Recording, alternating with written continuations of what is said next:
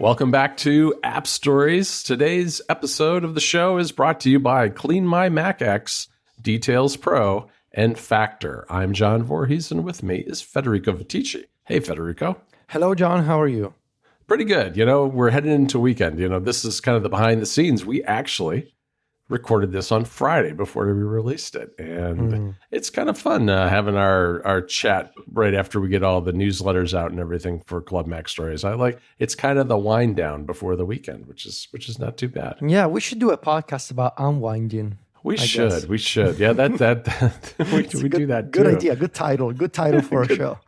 Good title. Very good. Very good. All right. Well, look, if people want to know more about all sorts of things we're doing on App Stories, they should go to appstories.plus to subscribe to App Stories Plus. Because you know what, Federico? We talked today about HomeKit irrigation and a secret project you're working on this weekend that involves podcasts and speakers and all sorts of stuff that I had never even heard of. So, and USB-C, that's all I'm going to say. And USB-C. Yes, that's a combination of all those things. So if you're curious about what Federico's been up to, and he's always up to something, that's one thing I have learned over the years. There's never a dull moment with Federico Viticci. Yeah, it's the only way to live a fun life. I mean, you gotta try stuff. Otherwise, it gets boring. I mean, come on.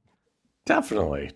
Well, if you want to hear more about that, go over and check out App Stories Plus to see what we do. The show comes out early, ad-free, and high bitrate audio. And we have the bonus content, which is usually a pre-show. So check it out. You can also get that episode by joining Club Mac Stories Premiere, which you can find out more about at plus.club. All right, Federico, today we're going to talk about our wishes, our OS wishes. Now, people may be wondering, you guys just got done doing this. You spent a whole month doing this. Why are you going to talk about this again? Yes. We're going to talk about it again, right? But we're going to talk about it because we're not going to talk about our wishes. We're going to talk about our wishes that came true and maybe put a few of them in our pocket for next year, the ones that didn't come true. Yeah, we should save this document, by the way. Now that I'm looking at it, this is a very useful document to have for next year.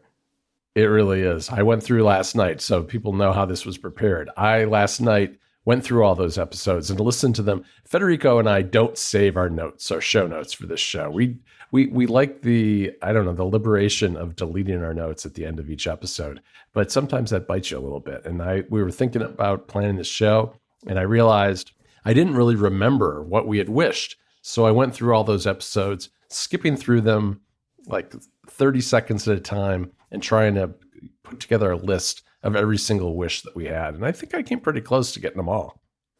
Yeah, I think it did. And so I think what we're going to do, we're going to start with our overall wishes. If you recall, we picked a series of overall features we would have liked to see in the new operating systems before WWDC. Right. By the way, we called visionOS XROS before WWDC. So obviously, we're not going to refer to it with the proper name.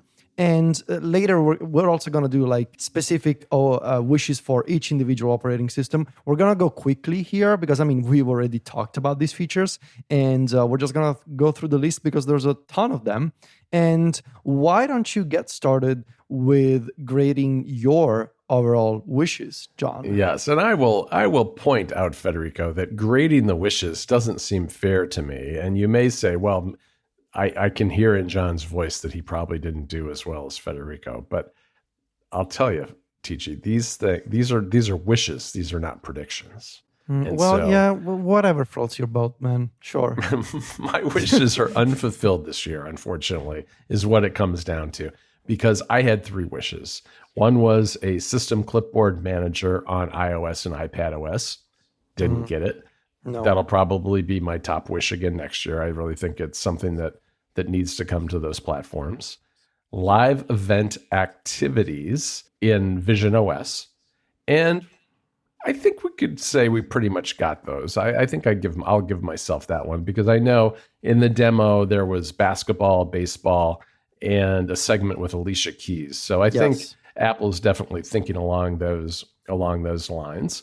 And then I also wish for Stage Manager improvements in macOS. And at least as of developer beta 2, there really aren't any. It's largely untouched at this point, which is really disappointing to me because the iPad, which we'll get to, got quite a few changes and improvements. And now I would say, as between the two, the iPadOS Stage Manager might be the better implementation. Mm-hmm. Yeah. This episode of App Stories is brought to you by Clean My Mac X. Junk files, hung processes, and malicious software can slow down even the latest, most powerful Macs. Maintaining your Apple machine, whether it's old or new, is essential for smooth macOS performance. Clean My Mac X from MacPaw is an all-in-one Mac maintenance tool that takes care of old junk, faulty apps, and malware in an efficient, aesthetically pleasing, and hassle-free way. Also, using the app's menu bar app, you can monitor your Mac's health, CPU load, and a whole lot more. With nearly 30 million downloads and 15 years of experience, this app is a must-try for any Mac user.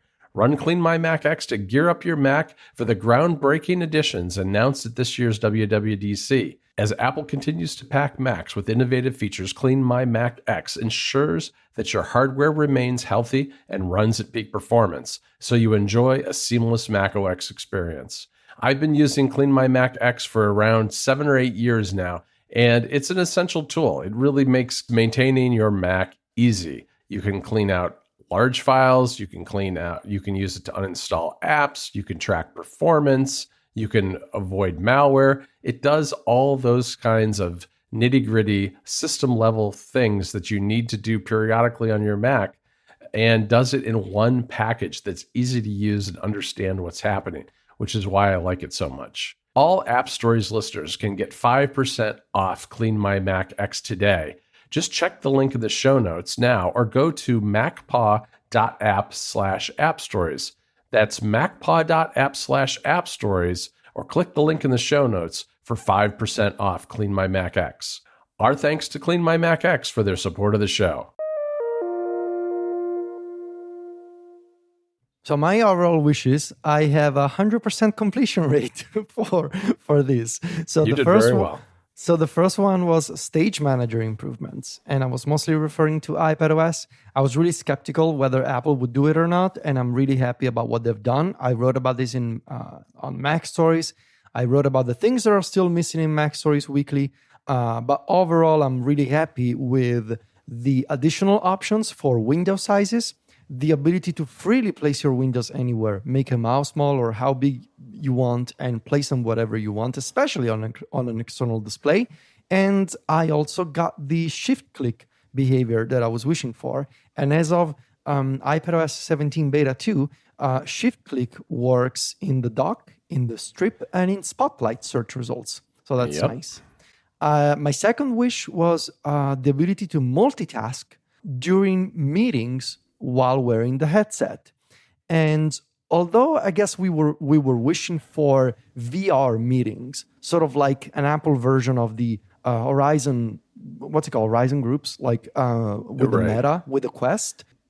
It's more FaceTime meetings, and Apple, of course, showed off their spatial personas feature, but you will be able to multitask during a FaceTime meeting with somebody or multiple people. You will be able to open multiple windows in front of you in mixed reality and get your work done while also seeing somebody else. Right. And you'll be able to use things like SharePlay. And I think what's interesting going back and listening to that episode was that we were both thinking much more along the lines of fully immersive VR experiences as opposed to what visionOS is. But I do think what you were talking about in terms of these meetings was accurate in terms of, allowing you to do more than one thing while you're on a FaceTime call. Yeah. And my last overall wish was interactive widgets. And I got that too. So interactive widgets everywhere. iPhone, iPad, on the Mac desktop. You wrote about using iPhone widgets in macOS Sonoma on the desktop to control music playback on the iPhone from a Mac, which is wild. And we're seeing the first teasers from developers who are working on interactive widgets. We've seen Timery, for example, is going to get an interactive widget. And I believe James Thompson is working on bringing back the calculator widget as an interactive one. It's interesting. I think, to me, the widget story so far, the part that I like the best, even more than interactivity, is the ability to place them on the desktop on the Mac, Yeah. because it really brings the widgets to the forefront and makes them a lot more useful, whether you're doing things like controlling music playback on the iPhone or just have your schedule or the weather or something like that. I've got 5 widgets on my desktop, which are battery, time zones, calendar, weather, and music. Very nice. All right, so let's move on to the individual operating systems, starting with visionOS, which again we called XROS, but the official name is visionOS. So let me go through my list. I wished for a home screen with widgets. Kind of. We didn't see. I don't think there's going to be widgets, but the visionOS experience is definitely based on a home view. It's not called a home screen. It's a home view, and it's a grid of apps. I also wished for a virtual office or virtual desk. And this is kind of, Apple showed off this feature called, well, you have environment, so you don't really have a virtual office or desk. I guess, and this is tied to the next item in my list, which was like a virtual furniture API, which this didn't really happen. Like I was thinking, what if you could recreate your office, but like buy a bunch of like cosmetics from the App Store? And no, that didn't come true. So the virtual office, I guess, you can be, sitting, you could be sitting in front of a lake or at the top of a mountain and get your work done in Safari and Obsidian or whatever. But it's not really a virtual recreation of your office. It's more like you're immersed in a virtual environment. Right. And that's what I was talking about when I said we were thinking more along the lines of VR than AR, I think, in a lot of ways, because you were thinking about actually placing, building out a space almost like you're in Animal Crossing with a furniture app store. But we didn't get that, which I like. From what I've seen, I like Apple's approach, but we'll have to see what that's like to work in kind of day-to-day real life. Yeah. I wished for Memoji in the with more customization options with the headset, and I didn't really get this one because Apple is going for the opposite version of this, which is the spatial personas that are photorealistic 3D reconstructions of your face. But I will say, just because they didn't show off Memoji in visionOS doesn't mean there won't be Memoji in visionOS. Right. I think it's going to be very strange if they didn't do Memoji at all. But we cannot confirm this right now. I wished for a bunch of things in the communication department. FaceTime in 3D and in a virtual space. I didn't get the virtual space, but sure, I got the FaceTime in 3D with the spatial personas. And Apple is actually coming out with an improved version of spatial personas before the release of the Vision Pro. So we'll have to see what that looks like. Once again, I wished for multitasking during FaceTime. We were thinking about SharePlay. We said there's a lot of potential for SharePlay to make sense. And sure, that's exactly how it's going to work. These apps that let you share content and collaborate with other people in FaceTime, they will be based on the SharePlay framework. And I also mentioned, what if you could listen to music or watch a movie together with other people in FaceTime and SharePlay while wearing the headset? And yeah, you should be able to do that. Once again, anything that works with SharePlay should also work with the Vision Pro in a shared experience with somebody else. I had this theory for the Apple Pencil hover interactions, sort of being a Trojan horse for headset interactions. Kind of. I was thinking about the idea of hovering with your fingers, right, with hand tracking over UI elements, and you can hover, but it's not with your fingers; it's with your eyes. So it's based on eye tracking, not based on hand tracking. I mentioned mindfulness. I thought that the headset was going to have a lot of potential for mindfulness. And yes, the mindfulness demo that I got with the Vision Pro was one of my favorite moments of the demo. I think this entire category of apps is going to look fantastic in visionOS with the Vision Pro. I was wishing for, if you recall, an enhanced music experience. What if you could open a new type of music view in front of you, and you have your music player on one side and credits on another and lyrics floating in space. Apple didn't show off any of this, which is sad. Developers will be able to build this kind of experience, right? I don't know if you're seeing what Steve Troughton-Smith is sharing on Mastodon, but like you will be able to open multiple windows for your app. And so Steve was showing off like the mini player that you can put on your desk and a playlist browser that you can leave on your couch or whatever. So like opening these multiple windows and placing them in the space around you, all of this is going to be possible. So I'm keen to see what third-party developers do. And last two, I was wishing for movies and documentaries optimized for the headset. I got this one. Apple announced their Apple Immersive Video format that I got to experience, and it's incredible. And I was really hoping for a strong gaming message, which I didn't really get, because all they showed was like somebody playing an Apple Arcade game in a virtual screen in front of them. Using a controller. Using a controller. A third-party controller, not like a Vision Pro controller. Yeah. That actually, I think looking back on the presentation, I think the lack of a gaming message is one of the most surprising things about WWDC, because, heretofore, really all VR headsets have really leaned heavily into gaming. And while Apple did lean into the entertainment angle quite a bit, gaming was really not part of that story. And I guess, maybe that may be something that's to come later, because, for instance, we didn't hear much about fitness either, which I'll get to in a second. But it did surprise me a little bit, because that's one of the categories that I think has really, is really why a lot of people have bought the Meta Quest. So when it comes to my list, one of the things I talked about was kind of a combination of hardware and software, which is a way to manage the battery for the Vision Pro, which, the notion is that it's going to last a couple of hours.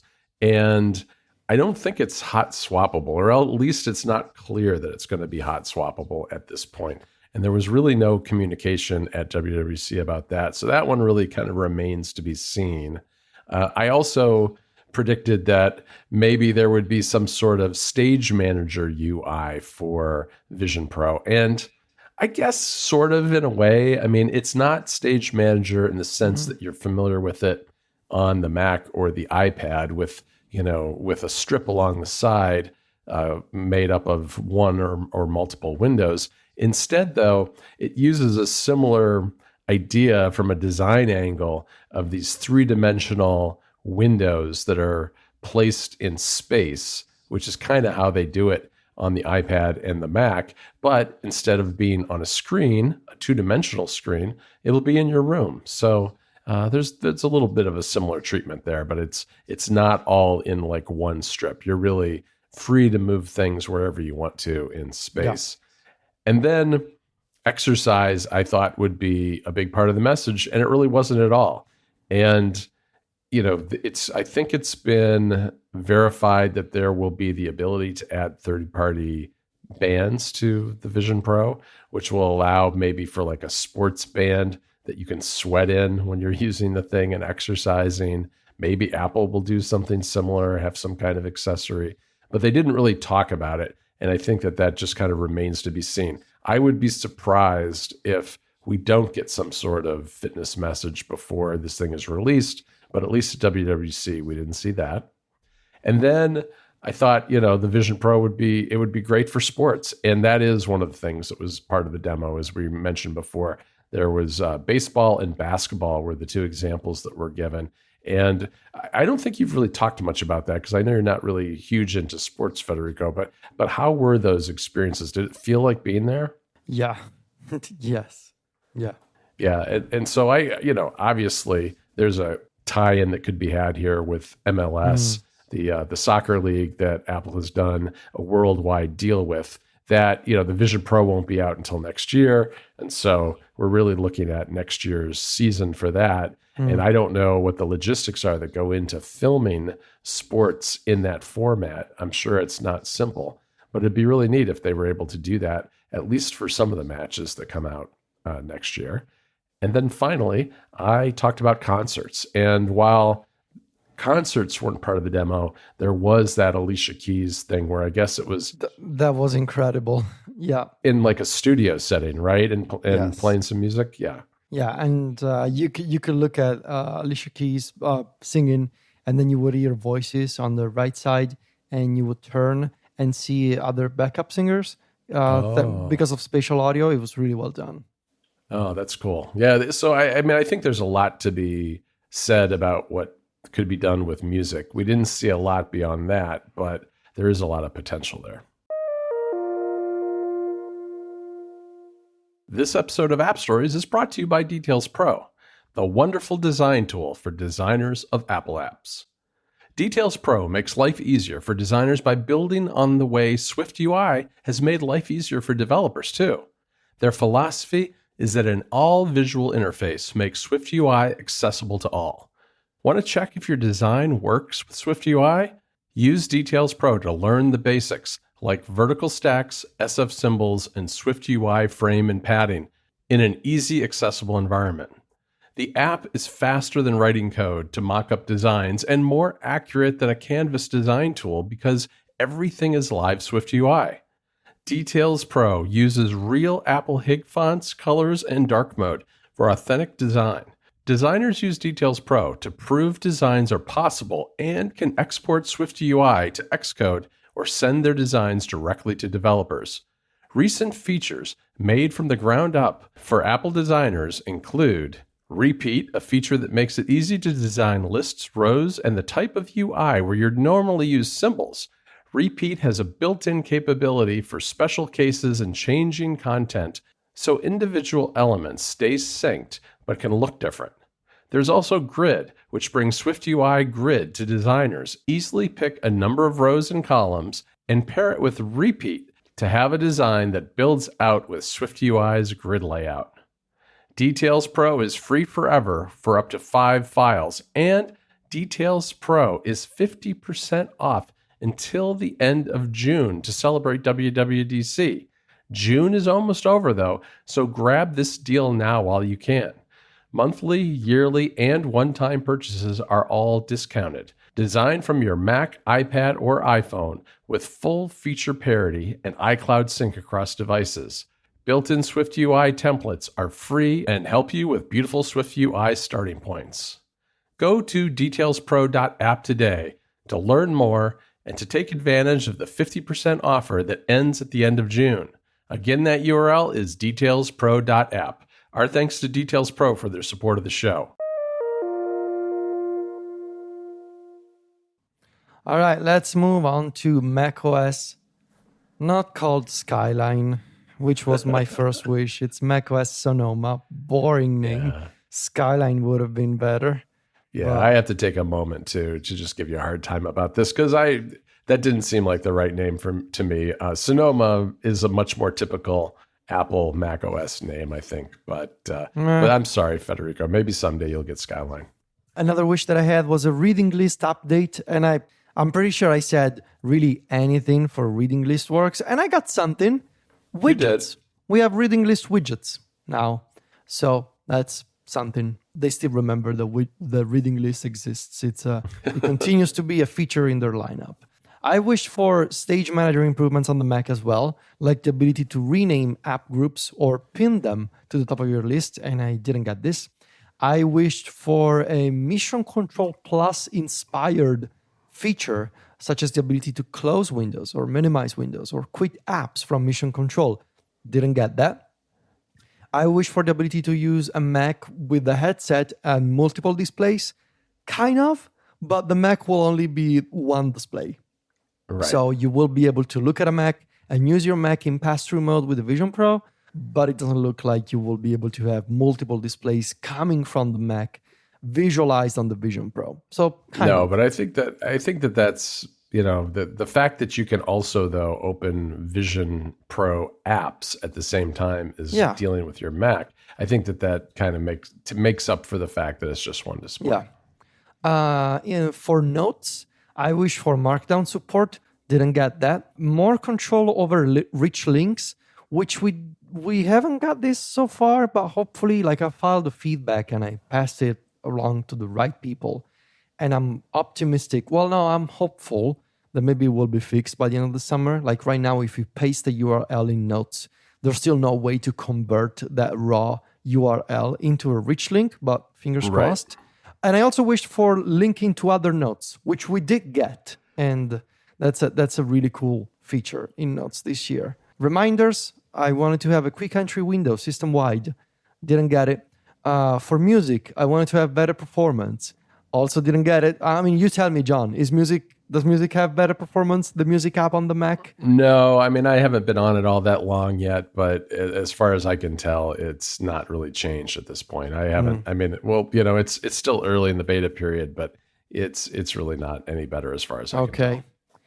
I wanted to have widgets on the desktop, huge yes. This is possibly the feature of macOS Sonoma. You can put widgets on the desktop and use interactive widgets on your Mac desktop. I cannot wait to use this.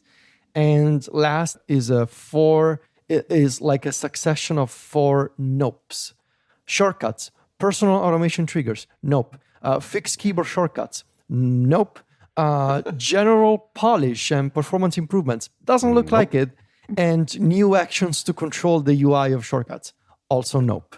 As far as I can tell, there's been, I mean, there are some changes to shortcuts. It's been a little buggy for me, so I haven't used it a ton on the Mac. I got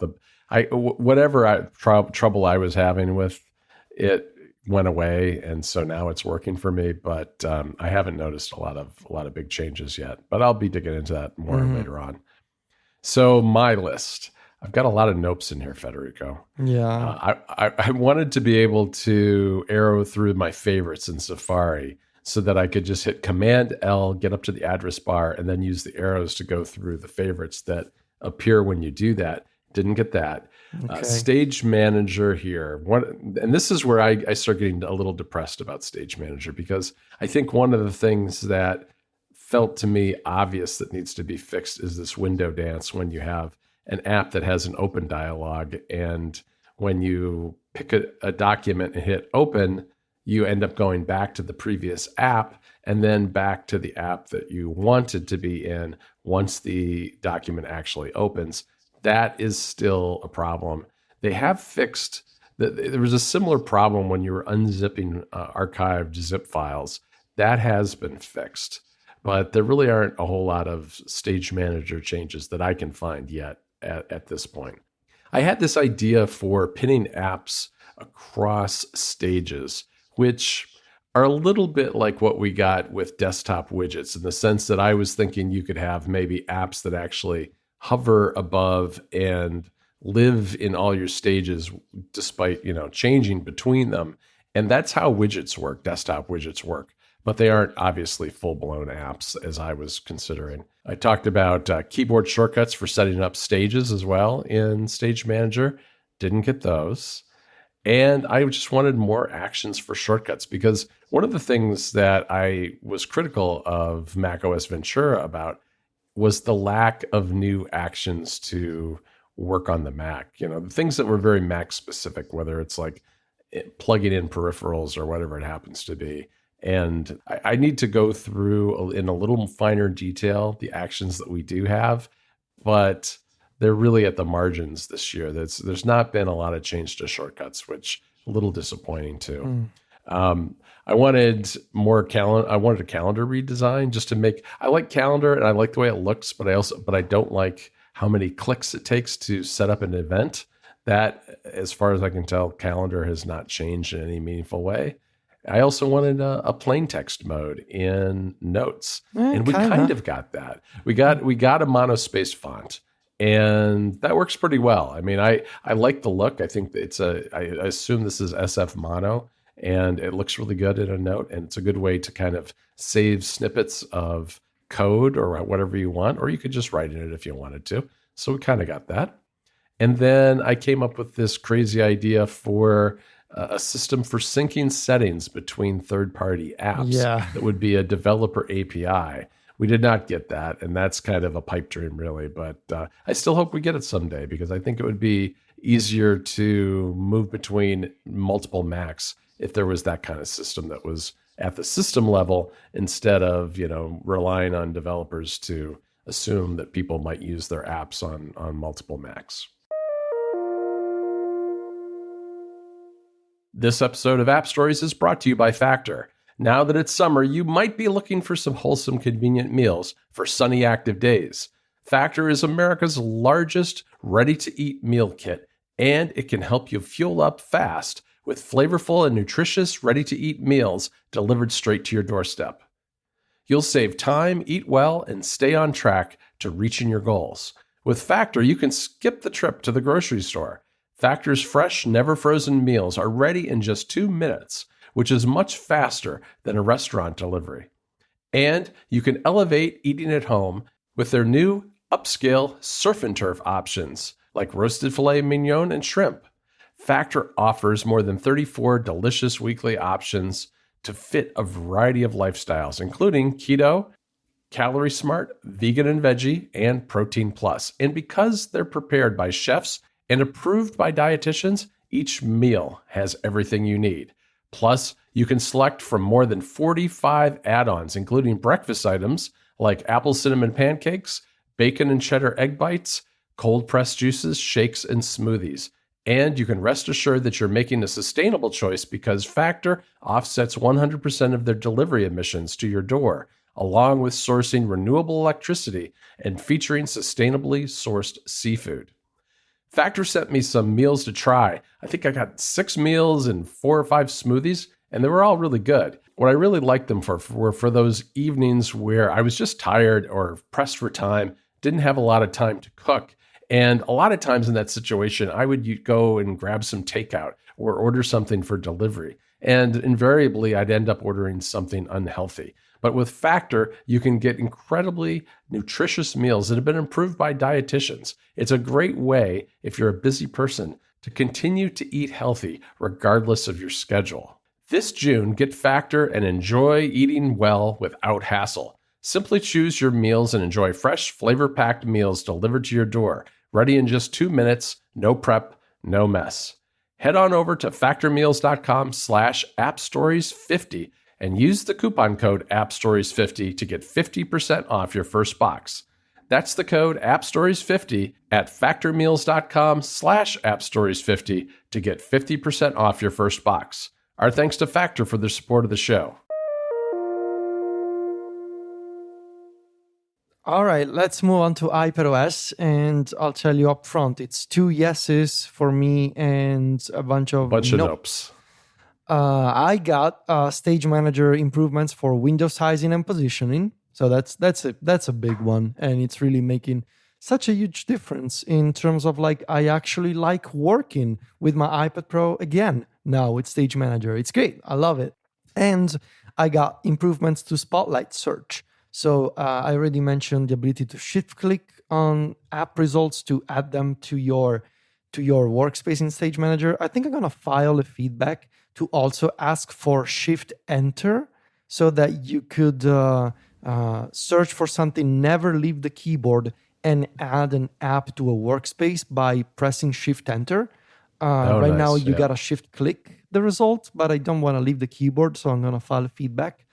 And the rest is all nope. I was hoping that Apple would have a story for Driver Kit and bringing more hardware compatibility to iPadOS. They didn't mention Driver Kit, but we did get, however, external support for webcams and video devices. True. And which, stay tuned because I'm preparing something pretty fun to show these off when the time is right for the iPadOS public preview. I'm actually already taking advantage of this, but it's not Driver Kit. It's UVC, USB-C video capture. It's a different thing. Yeah, speaking of weekend projects, that's my weekend project. Oh, nice. We'll talk about it soon enough. I wish for clamshell mode. We didn't get a clamshell mode. I posted about a workaround that's been it's been in place for a while now. Which involves disabling the automatic lock and unlock feature of the iPad when the cover is closed on top of it. There's some shortcuts automation changes in iPadOS 17 that make this a little better. I wrote about it on Mac Stories, but it's not a real clamshell mode. So nope. I wish for tons of new keyboard shortcuts. We just got the shift clicking so far. I didn't see any other keyboard shortcut for manipulating apps in Stage Manager or, like I said, like opening Spotlight and placing a window, to the left or to the right. Like there's no new keyboard shortcuts there. I was hoping for a redesign of the app switcher. Nope, still looks the same. I wished for a clipboard manager. You mentioned this before. We didn't get a clipboard manager. And lastly, I wanted to see a third-party API for something equivalent to QuickNote. But the QuickNote feature, which you can access by pressing Globe Q on your iPad, is still Apple Notes only. There's no API for developers to have the same floating behavior of QuickNote. So yeah, 2 yeses and a bunch of notes in iPadOS. Well, my track record so far is pretty poor, but I did a little better on the iPad, I guess because I had more modest wishes this year. I wished for more ways to build stages, and I think we got that because we got shift click. And it seems like a small thing when you say it like that, but being able to do that, whether you're talking about the stage, the dock, or in Spotlight search, it does make a big difference. And I guess overall, Federico, even though this was not a particular wish of mine, I do want to say that I think that the changes to Stage Manager make a world of difference on the iPad. I had really just completely abandoned it a few months ago, and I'm back using it full time and think it's really, really well done and works really well. Yeah. In terms of other features, though, we talked a little bit about audio and video routing, in particular audio, because we'd like to be able to do our style of podcast recording on an iPad, and we did not get that, but we kind of got it. We didn't get it for podcasting, but there is video routing and features built in that work with webcams basically. And so it remain. I haven't tested this yet. I know you've been doing a little bit, but it'll be interesting to see just how extensive those features are. But there's something there, just not as much for on the audio side. And then I had a couple of universal control wishes. One was to bring the focus back to the Mac when your pointer leaves the iPad. And unfortunately, that is also a nope. If you move over to the iPad, interact with the iPad, and bring the pointer back to the Mac, and then do like a command tab to switch apps on the Mac, you won't be switching apps on the Mac. You'll be switching Mac apps on the iPad. You gotta click something first, I guess. You have to click somewhere on the Mac first, which I don't know. I feel like that's counterintuitive the way it's set up. I kind of get it. I mean, I understand it conceptually why it's like that, but it bites me all the time. And I also had this notion of using universal control as a way to let the iPad access the Mac's resources, whether it was connected drives or whatever. And we didn't get that, and I didn't really expect that. It was just kind of another one of those kind of pie in the sky wishes. But we did get my last wish, which was for lock screen widgets, which, I've been playing around with them. There's not, I haven't done a lot with them yet, but I've got things like my calendar and the weather and a few other things in there so far. And I'm gonna probably play with that some more this weekend. All right, Federico, we have gotten through. Let's count them up. We've gotten through 3 OSs so far. Three out of 6. So it's 3 out of 6. We've got 3 more to go. So you know what I think we're going to do?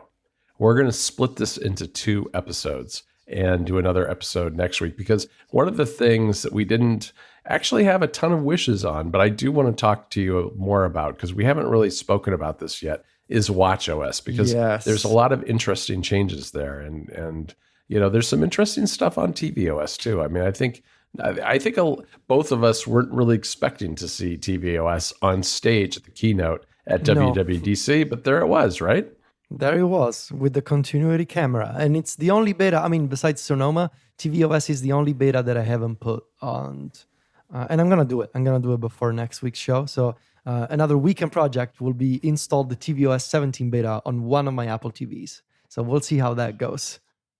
I should do that too, although I think most of the features really are 4K Apple TV features, and that means putting it on the main TV in the house, and I could have some people very upset with me if it doesn't go well. So we'll see. Courage is all you need. Yeah, courage, because at some point somebody in my house is going to have to get iOS 17 on their phone too, so I can try things like what's it called? What's the bump thing?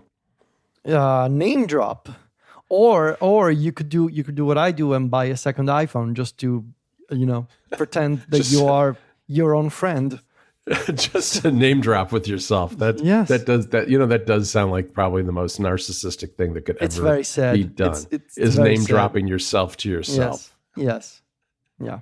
All right, Federico. Well, that's a good episode. We'll be back next week with a continuation of this. I want to thank our 3 sponsors for this episode. That's Clean My Mac X, Details Pro, and Factor. You can find me and Federico over at macstories.net. We're also on Mastodon. Just go to vitici.macstories.net or johnvorhees.macstories.net to follow us on Mastodon. And we're on Instagram, where Federico is at Vitici. That's VITICCI. And I'm at John Voorhees, JOHNVOORHWS. Talk to you next week, Federico. Ciao, John.